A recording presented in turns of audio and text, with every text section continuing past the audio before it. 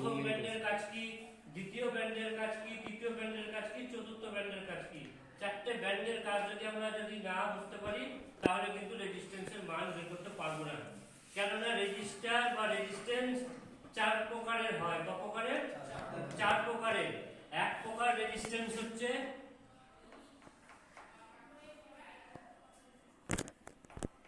Carbon register. Register বা রেজিস্ট্যান্সকে সংক্ষেপে আর লেখা হয়। কি লেখা হয়? আর মানে রেজিস্ট্যান্স। তুমি ইলেকট্রিক্যাল বই বা ইলেকট্রনিক্সের বই যেখানে আর লেখা দেখবা সেটাই রেজিস্ট্যান্স। ঠিক আছে? দুই নম্বর হচ্ছে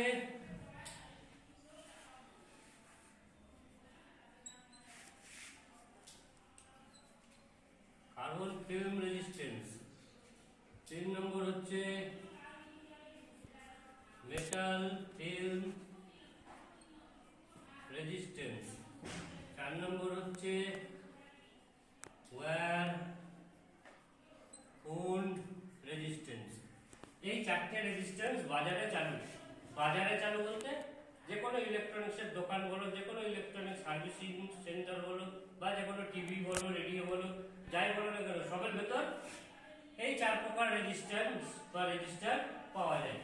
কার্বন রেজিস্ট্যান্স হয়, কার্বন ফিল্ম হয়, মেটাল ফিল্ম হয়, ওয়্যার ওন্ড হয়।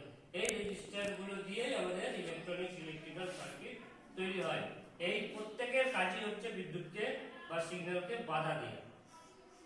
প্রত্যেকের কাজ বিদ্যুৎ বা সিগন্যালকে বাধা দেওয়া। তো এরা কিভাবে বাধা দেয়, এগুলো কেমন হয় দেখতে, কোথায় এর কাজ কি, সব ডিটেলস আমরা জানবো।